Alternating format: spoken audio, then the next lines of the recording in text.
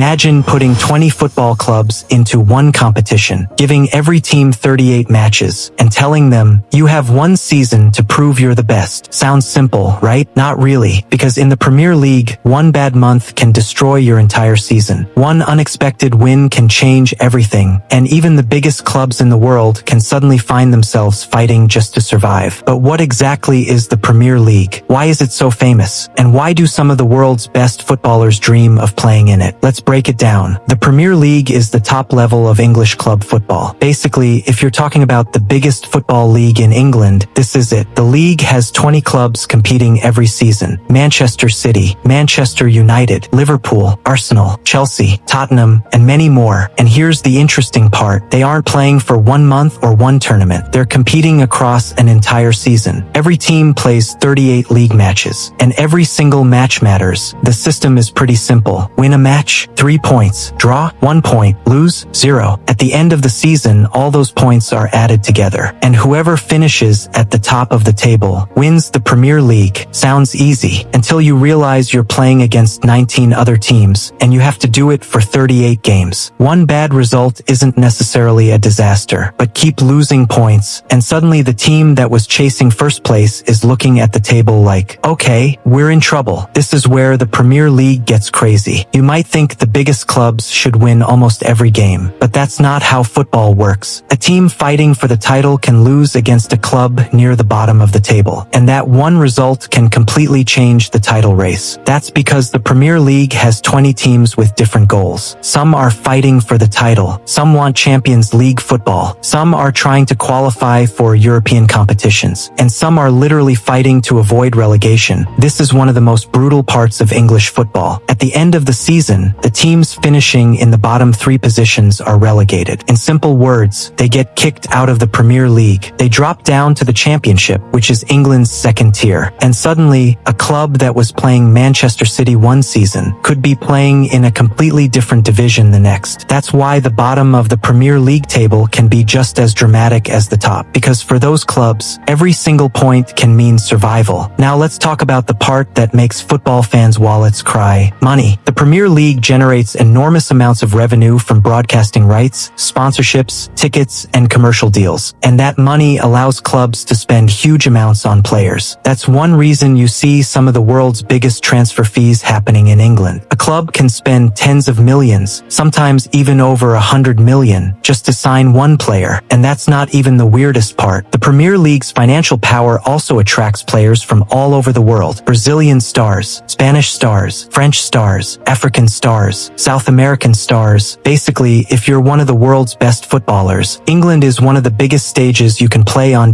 Here's something that confuses new football fans. You won't see Barcelona or Real Madrid playing in the Premier League. Why? Because they're Spanish clubs. Spain has its own top league, La Liga. That's where Barcelona, Real Madrid, and Atletico Madrid compete. Germany has the Bundesliga. Italy has Serie A. France has League One. And England has the Premier League. So when you see Manchester City playing Liverpool in the Premier League, you're watching an English domestic competition. But when Manchester City plays Real Madrid in the Champions League, that's different. Now clubs from different countries can compete against each other. And of course, you can't talk about the Premier League without talking about the giants. Manchester United, Liverpool, Arsenal, Chelsea, Manchester City, Tottenham. These clubs have huge fan bases around the world. But here's the funny thing. Being a big club doesn't automatically mean you're going to win. That's what makes the league so entertaining. A club can spend hundreds of millions, sign superstar players, have millions of fans, and still have a terrible season. Football doesn't care about your bank account. And now we come to the reason we're talking about the Premier League right now. The new 2026-27 season has started, and the league looks very different. Arsenal are entering the season as defending champions. Several clubs have new managers. Manchester City are dealing with the huge change of losing Rodri. Liverpool are also entering a new phase, and clubs across the league have been spending massive amounts of money in the transfer market. So nobody really knows how this season is going to play out. And that's exactly what makes the Premier League so addictive. But maybe the biggest reason people watch the Premier League isn't the money. It isn't even the famous players. It's the unpredictability. You can watch a match expecting one team to dominate, and 90 minutes later you're sitting there thinking, what on earth just happened? A title race can come down to the final few matches. A relegation battle can be decided by one goal. A young player can suddenly become a superstar, and a club nobody expected to challenge the big teams can completely shock everyone. That's the Premier League. 20 clubs, 38 games each, millions of fans, billions of pounds, and one trophy at the end.so. Now you know what the Premier League actually is, but the real question is, who will be standing at the top when this season ends? Will Arsenal defend their title? Will Manchester City come roaring back? Will Liverpool return to the top? Or will another club completely shock the football world? We'll find out. And if you want to follow the entire 2026-27 Premier League story with us, you know where to stay.